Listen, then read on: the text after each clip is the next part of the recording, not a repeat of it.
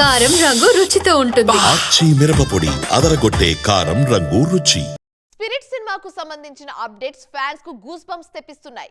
సందీప్ రెడ్డి వంగ frames లో ప్రభాస్ ఎలా ఉండబోతున్నారో చూసేందుకు ఫ్యాన్స్ ఈగర్ గా వెయిట్ చేస్తున్నారు. అయితే తాజాగా ఈ హైప్ ను నెక్స్ట్ లెవెల్ కు తీసుకెళ్లే న్యూస్ ఒకటి ఫిల్మ్ సర్కిల్స్ లో ట్రెండ్ అవుతుంది.